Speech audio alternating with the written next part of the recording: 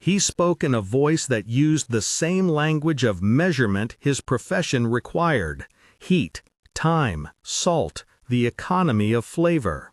He did not plead, he explained. For the cooks, routine was as sacred as a drill was for the soldiers.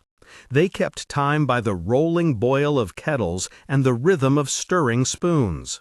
Their hands told stories: calluses from shoveling coal, a scar on the thumb from an old accident that still ached in frost.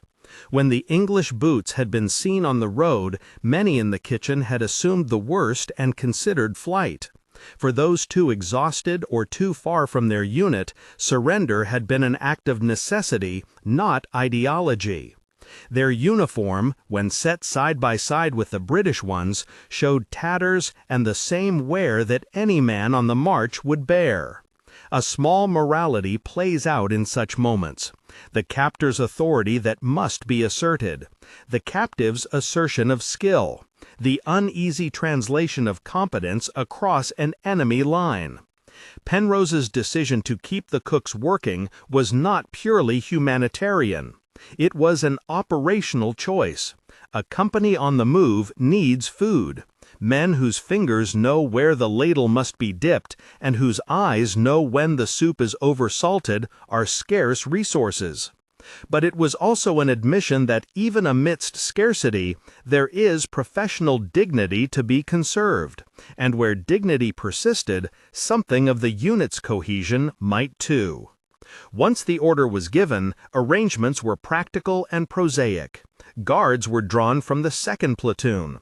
2 men sat by the pots with fixed bayonets and a cigarette that was more posture than pleasure.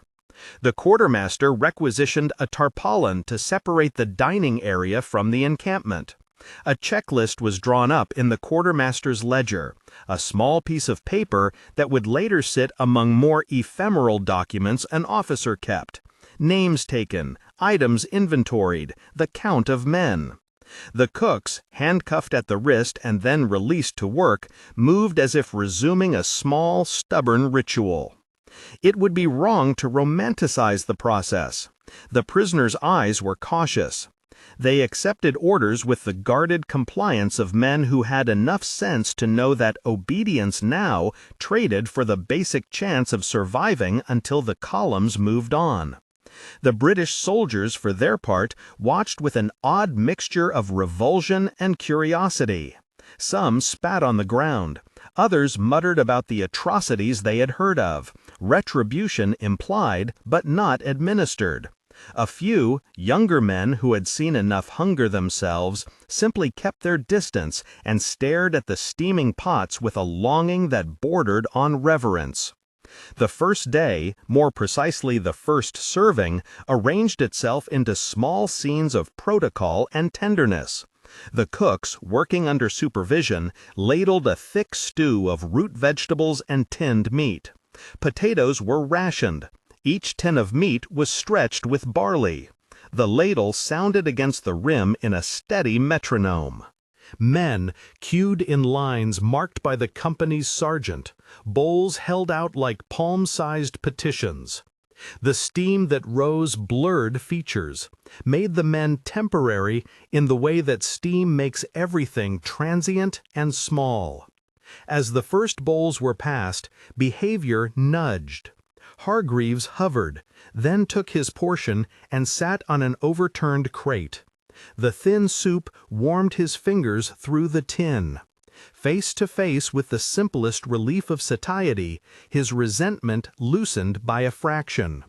Across the line, one of the captured cooks, whose face had been a map of professional fatigue, watched the men eat and could not help but register the banal success of his craft, the way the stew thickened, the way the meat, once flayed and steamed, yielded and made a man relax his jaw.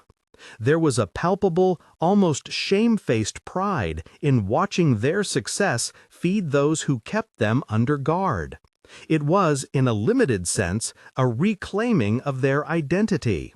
To feed is to continue an ethical economy that war strains but does not entirely break. The command kept an eye on the tents. Penrose walked the line between his men and the captured cooks as if inspecting a newly established ordinance. He considered the rules, the Geneva norms that obligated treatment of prisoners, the practical reality that feeding prisoners took from a ration pool already alarmingly low, the morale cost if men believed they were sacrificing their own shares for enemy mouths. He understood that any social order is held by a string of small, enforceable choices. This was one such choice. Between the steaming pots and the guarded line, human exchanges were necessarily small and coded. Language was a barbed wire of partial comprehension. The cooks understood enough to pass on instructions about temperature and timing. A German phrase for "more salt" was answered with a scraping motion of a spoon. A British sergeant who had once worked as a baker before the war lingered at the edge of the steaming table, mouth crooked with an old memory of his oven at home. For him, the stew had a particular familiarity. He raised his eyes, hesitated, then told a captured cook in rough German the word "warm" and pointed at a soldier. These little acts accumulated into a social practice. Men on both sides discovered new ways to live in close proximity. The guards developed the habit, born of boredom and the necessity of dealing with lives that were now paused, of asking a cook whether the kettle had boiled, or whether a ration tin could be used differently. The prisoners, for their part, sought small recognitions of skill from their captors. A nod, a rough word of thanks, a cigarette offered by a soldier who had decided that food and tobacco were small currencies that could lubricate daily life. That evening, after the last bowls had been passed and the moon rose thin as a promise, Lieutenant Penrose received a note from the quartermaster. Supply lines were uncertain. The nearest official ration dump that had promised a new allotment was several hours' march away, and no vehicles could be reliably spared. The company would have to stretch the evening's provisions into the next day. The captured cooks could help with that. Perhaps they could teach the men ways to economize further. Penrose sat on a crate and watched men clear the pots. The ladle lay between stern and soot. He thought of the larger picture, the push west that had left these support elements exposed, the German logistical collapse that had created an inverted theater where cooks belonged neither fully to retreat nor to front. But the thought did not keep him awake.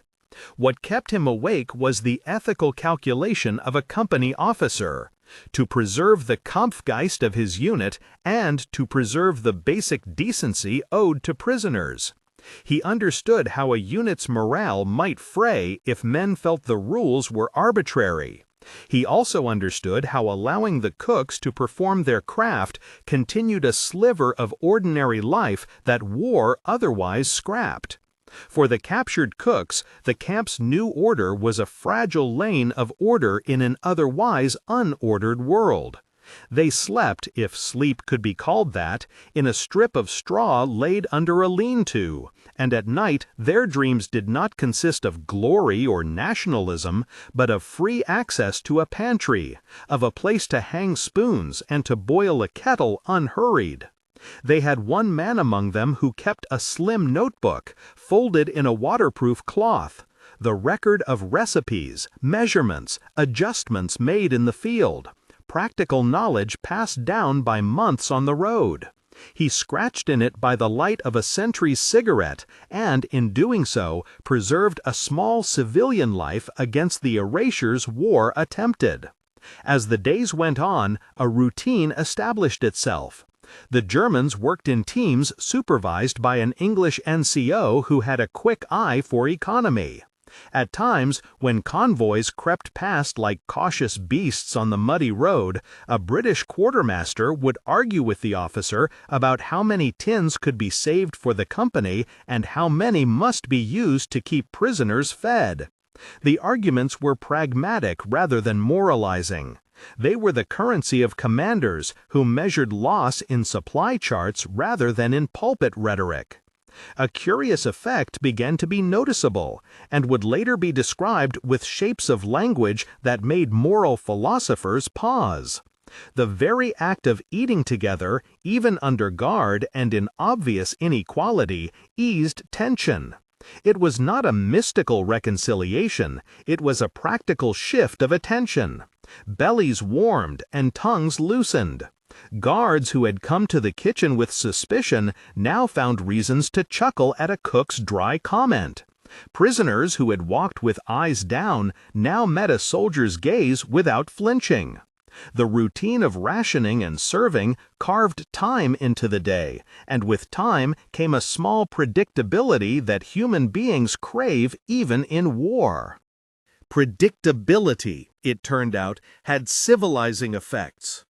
This was the narrative's moral locus. A meal is an instrument of order as much as a comfort. The field kitchen, once captive and suspect, had acquired a role as a stabilizer. The quartermaster could rely on it to stretch limited rations. The company sergeant could count on it to keep his men fed and therefore functional. The captured cooks, though still captives, were no longer merely objects of military process. They were active, if constrained, contributors to a daily ecology that sustained the company. There is a modest dignity in being allowed to continue one's craft even when nationhood fails you. For the cooks, who had been trained in a different metric of value, taste, timing, service, that dignity was not negligible. Not everyone accepted this quietly. There were prisoners, soldiers from units that had committed unspeakable acts, or whose faces bore the arrogance of an ideology that brooked no compromise, who were segregated for supervision. Among the British, there were men whose families had paid the price of earlier German offensives, and who carried a personal weight of anger that rationed civility could not wholly assuage. Incidents occurred. One man spat toward a cook and had his bayonet at his throat in response from his own guard. Another threw a bowl and was marched off to separate custody. Penrose had to arbitrate these moments, and did so with a firmness that did not confuse justice with revenge. One afternoon, in the middle of a thaw that turned the roads into treacle, the company received orders to move forward to hold a crossroads that might slow an armored probe. The higher command wanted men at the crossroads that evening. The quartermaster tallied the supplies and found them wanting. Lieutenant Penrose convened the small group, sergeant, quartermaster, and the NCO supervising the prisoners, and explained the order. The conversation that followed was less about tactics and more about the arithmetic of survival. "If we move now, we leave food for 10 men for 1 day, the quartermaster said, hands smudged on a smudged map. "We can leave rations for the prisoners, but then we risk our own men's efficiency at the crossroads."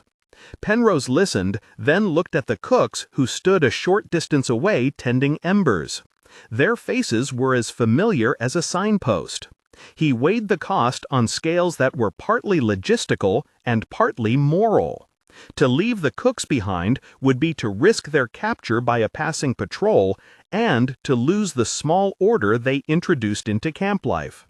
A company officer learns that leadership is often the art of choosing which scarcity to accept.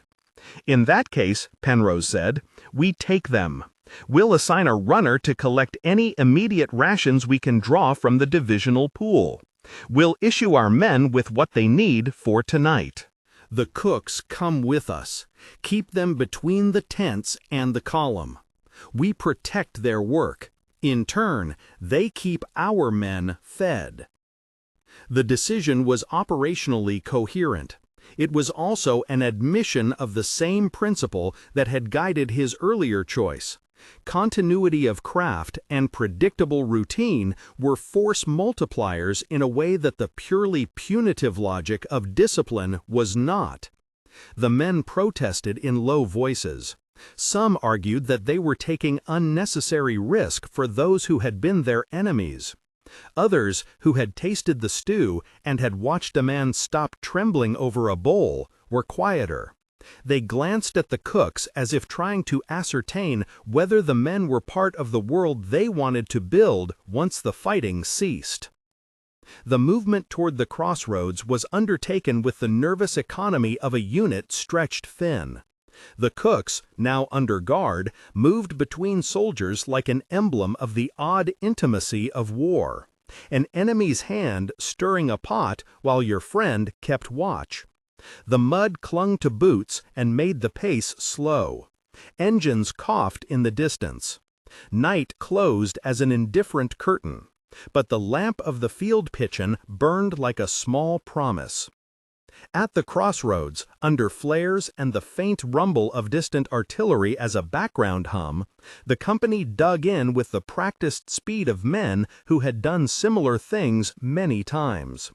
The cooks set up their pots under a borrowed tarpaulin and began, with a calm that seemed disproportionate to the day's pressure, to make soup. They moved as if they had always been part of an army that measured success in spoonfuls and served an empire of bodies. The first serving at the crossroads, when it came, had a compressed drama. Men lined up between hedgerows, rifles slung, faces narrowed against the cold wind. The steam rose and swallowed the flare's edge.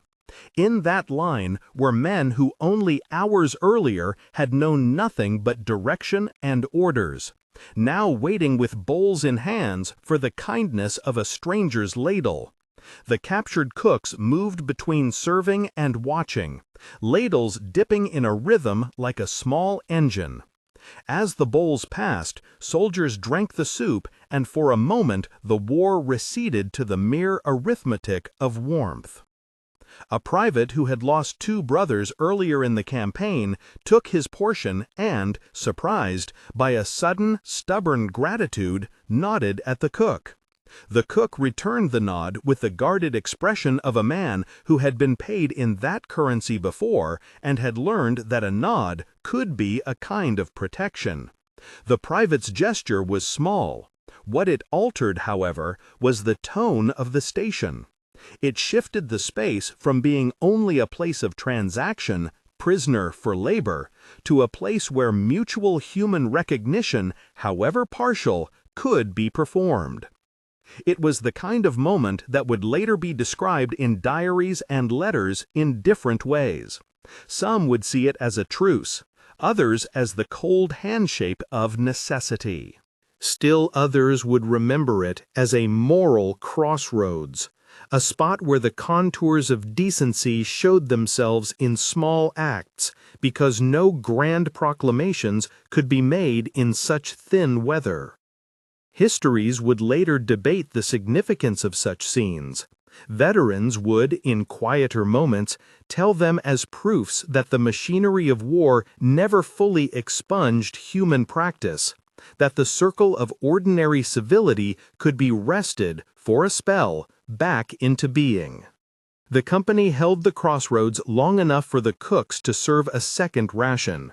Then orders came to withdraw at dawn, the careful military rhythm of occupying and relinquishing ground exacting as ever. Lieutenant Penrose addressed the men with the briefness of those who must not waste words. The captured cooks were given the option to come with them or remain under the supervision of an adjoining unit tasked with the prisoners' processing. Some chose to go. Others, who feared being moved into even less predictable hands, elected to stay. The choices, when made, were made with the certainty that each carried risk and the quiet hope that the world would not collapse in whichever direction they chose. When the company moved out in the thin light of morning, the pots told the story of the night. One still steamed. The ladle lay across a rim, quiet as a truce. For a moment, the soldiers saw that object not as an instrument of daily routine, but as a small relic, a sign that somewhere, beyond orders and maps and the bitter arithmetic of war, some forms of human work persisted. Penrose glanced back once before the column turned, an officer who had learned to weigh choices in the currency of men's lives, and felt that his decision had been the right one for the moment. Whether it would be the right decision for all moments, he could not say. In later years, the incident would be described in different registers. Some memoirs would recall the shocking quality of seeing enemy cooks, figures once imagined as faceless, suddenly in possession of agency under British command. Others would parse the practicalities, the way logistics and the Geneva-like customs of the time created spaces where ordinary humanity could persist. Letters written home would trade in confusion and fleeting comfort. They were their cooks, not monsters, one private wrote. They fed us and kept their heads down. How odd that felt, another said. But in the immediate world of mud and steam, the truth was less grand and more precise. Men were fed. Men performed tasks. Rules were negotiated.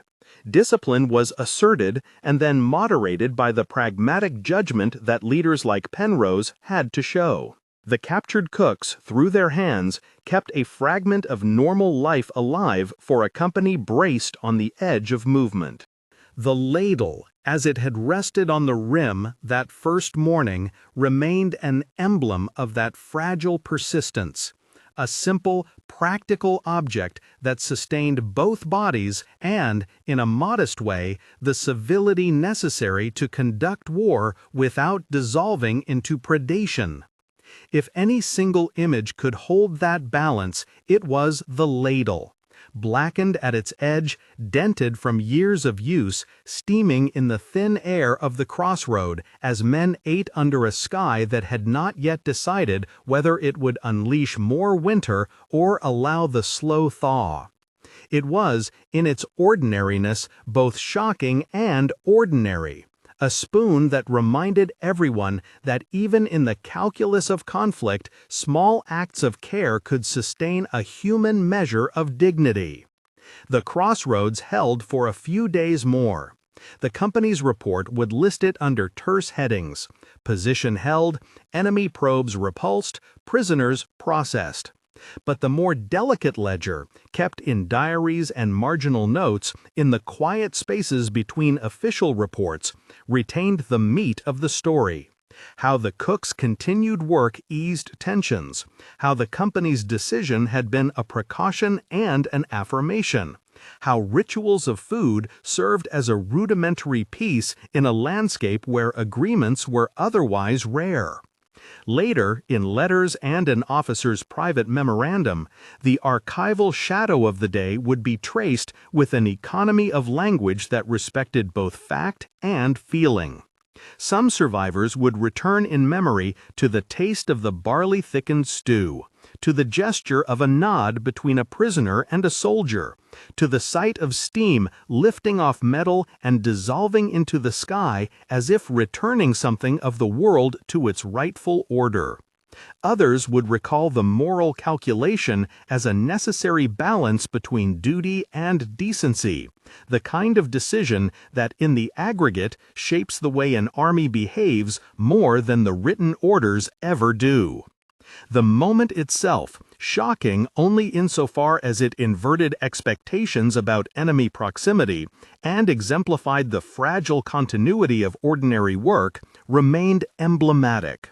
It was not a dramatic turning point in the campaign. No tanks were stalled by it, no intelligence victory followed. Yet it was a human hinge, the sort of episode that historians and veterans, when they desire to explain the past in moral terms that are neither sentimental nor absolving, point to as evidence that even amid retreat and collapse, there survive practices and decisions that preserve a basic civility.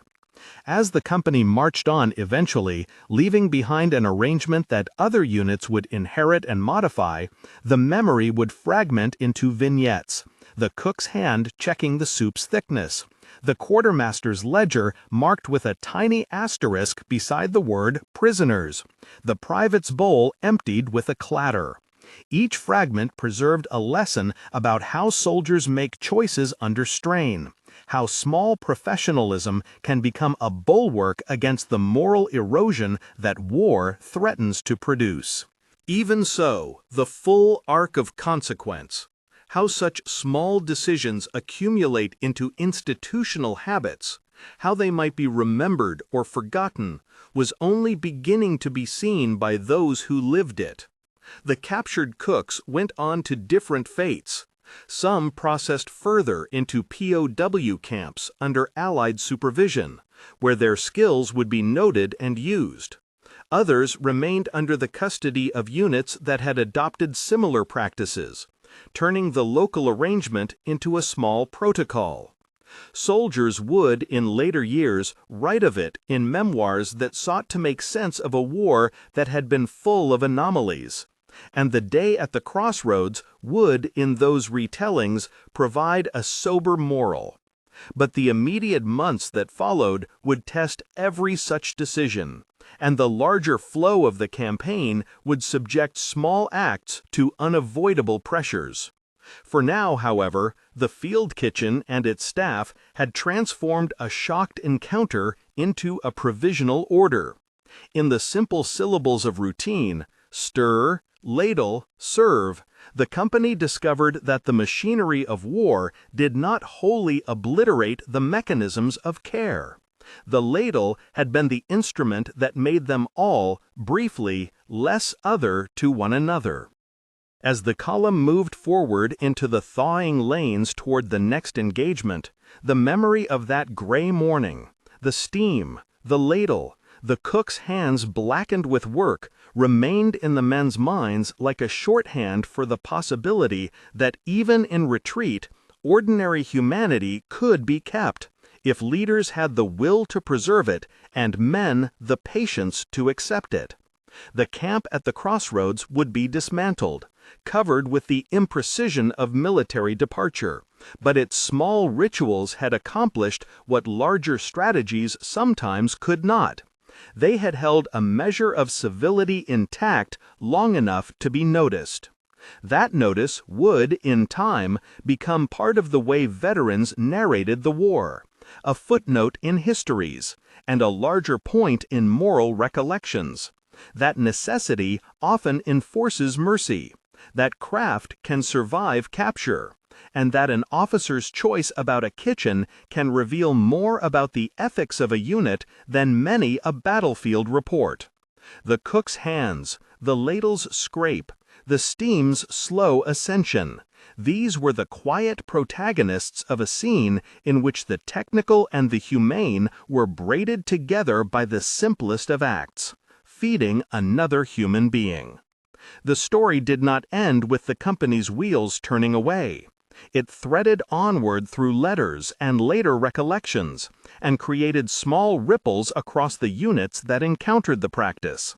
But on that morning, with frost in the air, and the ladle steaming over the cauldron, the moment remained, sharply felt. A shock not because it was impossible, but because it contradicted expectation. Enemy hands performing a service, soldiers receiving sustenance from those they had seen as enemy.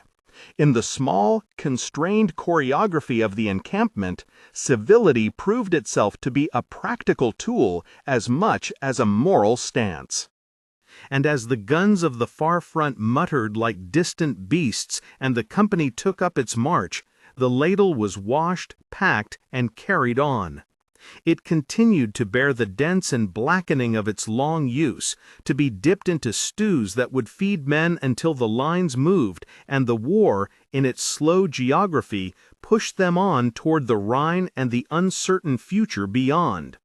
The memory of that first compelled cooking, the men who had been captured and then asked to feed both captors and captives, would remain a quiet testament to the resilience of ordinary human work in a time where extraordinary violence had become the norm.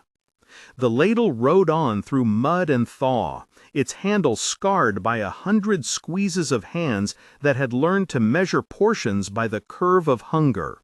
Seasons turned with the push and pull of the campaign. Roads that had been iron with frost gave way to rutted earth. tents that once crackled with cold now steamed with sweat and the sour smell of damp wool. The company, which had once felt the clarity of purpose in close, uninterrupted front-line days, found itself stretched thin by supply lines and by the small, grinding decisions that made one unit different from another. The asterisk beside prisoners in the quartermaster's ledger became, without ceremony, a policy. Men who had been captured and disarmed were put to work in teams. Those who could set a pot over flame and keep a cauldron from boiling over were assigned to the kitchens. It was not always compassion that guided the choice. It was calculation, a need for hot food, a shortage of hands, a tacit recognition that economizing on cruelty kept more men fit for duty than indulging retribution ever did. Yet calculation and compassion shared a border that was thin and porous. Where one began and the other ended was a question that the men asked themselves late at night after the rum ration and when the wind drove the tent canvases into a hard, hollow whisper. Not every company followed the same margin. In some divisions, prisoners were kept under strict guard, fed only what discipline and deprivation dictated. In others, officers, usually young men who had seen too much and decided that their authority ought to serve the living spirit of the unit, permitted a measure of ordinary work. They argued, softly and with a gravity that carried over to the men who listened, that keeping prisoners occupied, fed, and under humane supervision reduced theft, rowdiness, and the small rebellions that could undermine a unit from within. Lieutenant Brand had been one such officer. He had come to the crossroads with a blunt face, and hands pocked from years of lifting men and rations in equal measure. He took a long time to decide to allow the captured cooks to move within the cordon and to tend the great cauldron. When he did not make speeches. He issued orders that looked like orders. 2 ropes to secure the hearth, 3 sentries to circle the perimeter, a ration of bread to be split in equal portions. But it was the order that was not spoken, to look on the cooks as instruments, yes, but not as less than human, that shaped the camp more than any directive could. Men obeyed because discipline was clear. Men also obeyed because the commander had stripped the gesture of spectacle. It was ordinary, and that ordinariness made it safe to accept. There were inevitably costs. Small slippages accumulated. When the company moved, for instance, the cooks who had been taken with them were sometimes left behind in hastily sprung satellite camps. A few were forwarded by the quartermaster to a processing point farther back, where Allied officers would examine papers and decide on the legality of labor conscription. Those who were moved became numbers in a new ledger, recorded, transported, and eventually assigned to work details under the watchful eyes of men who saw them as a resource rather than as people whose lives had been upended. Others, those who had been more useful at the front, or whose presence had led to friction, were kept close. They stayed with the company long enough to be witness to a dozen small scenes in which the lines between enemy and fellow blurred. An exchange of a spoon for a cigarette, a word in broken language that turned into a joke, a shared moment of panic when shells sang overhead and men of every uniform bent low to the same earth. For Private Rook, who had eaten from the cold, dark bowl on that first morning, the memory of the cook's hands became an image he carried like a talisman. Years later, in the cold rooms of his own first letter home, he tried to find words that were good enough to say why he had not beaten the thought entirely out of him. "They served," he wrote, "and in doing so taught us, if we were willing, that service is not a privilege of the righteous alone." He sent the letter with a small pressed violet he had found beneath a shell-shocked edge. The letter and the flower would survive the war. The violet, pressed flat in a book that never left his shelf, would outlast his rage. There were darker reckonings as well. Not all men who fed others found that feeding afforded them immunity from suspicion. In one later engagement, the company took a village where the baker, an elderly man who had once supplied loaves to both sides, was hanged in a swift act of reprisal by a squad that had lost a brother to an early morning ambush. The lads who had known him wept quietly at night, and the cooks who remained were summoned to knead bread under the shadow of that execution. One of the prisoners, a young man with hands that still remembered the correct pressure to press dough without collapsing it, was accused by a drunken corporal of having been complicit with a partisan group. The corporal's anger was an old wound reopening. There was no proof. The lieutenant intervened with the slow restraint of a man who knew that authority often demanded a sacrifice of vanity.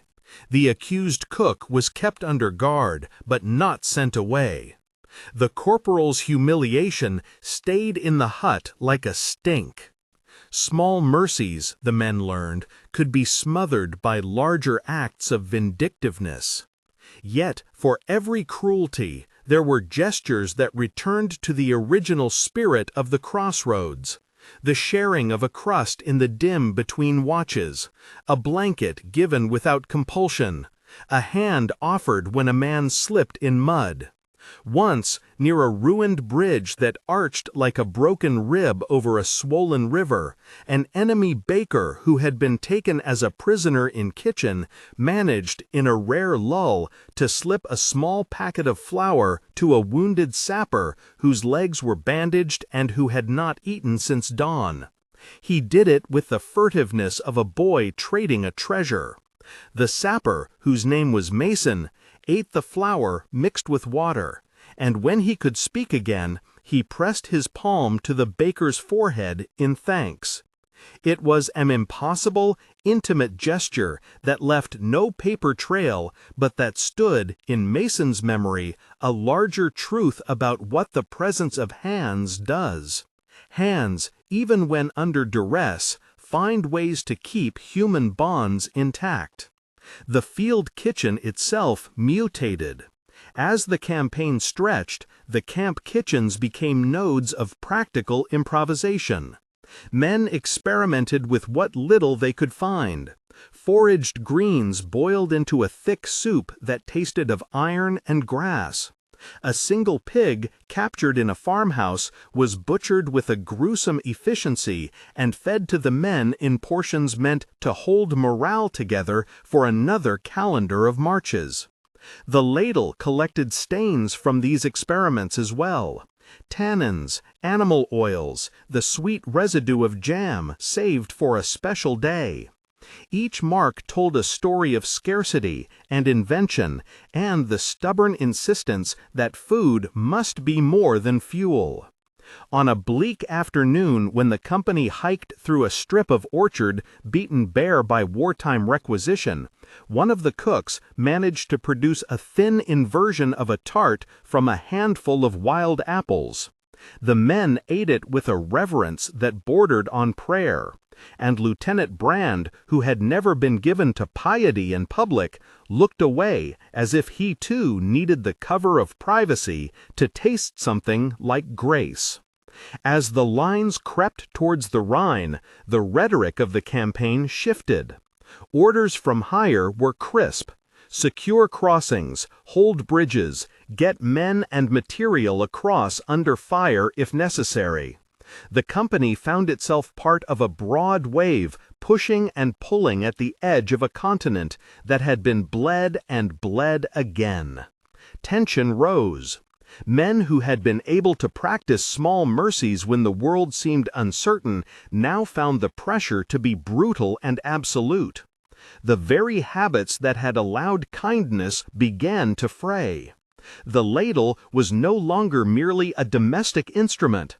It became at times an object of mistrust.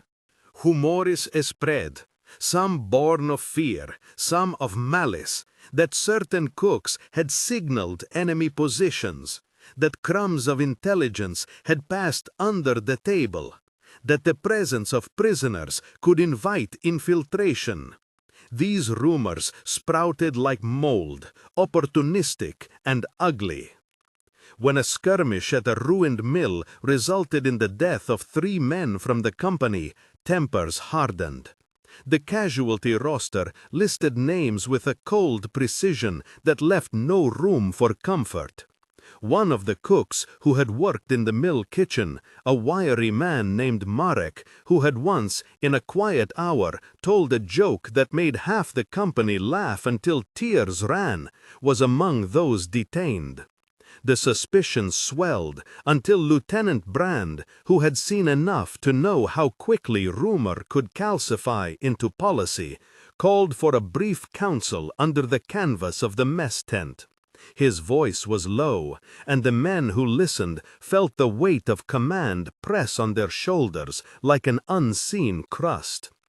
"We cannot be blind," he said. "We cannot be naive. But neither can we be cruel without cause." He ordered a careful inquiry, questions asked not as punishment, but as assessment. The cook was examined by men who knew him, men who had watched him wipe the skillet and hum under his breath while the stew simmered. Their testimonies were small threads. He had stood at the hearth during the attack, had carried a water bucket to a wounded man, had once traded his last cigarette for a cracked egg.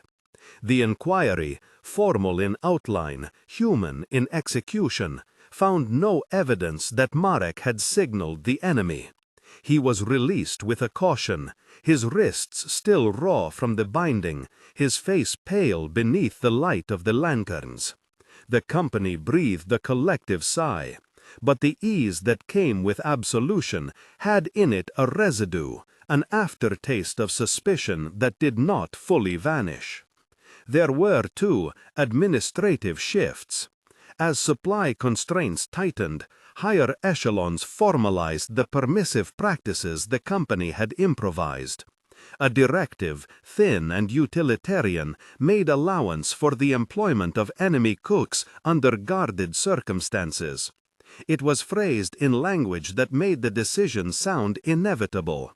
In order to maintain operational readiness, prisoner labor may be employed in non-combatant roles, subject to oversight. The phrase was as sterile as a surgical cloth. Yet inside that sentence lay 1,000 possible interpretations. Some units took it as permission to be humane. Others took it as carte blanche for exploitation. The ledger's asterisk became, in certain columns, an entry that relieved a commander of moral scrutiny. The practice was legal. The conscience was, by bureaucratic standards, cleared.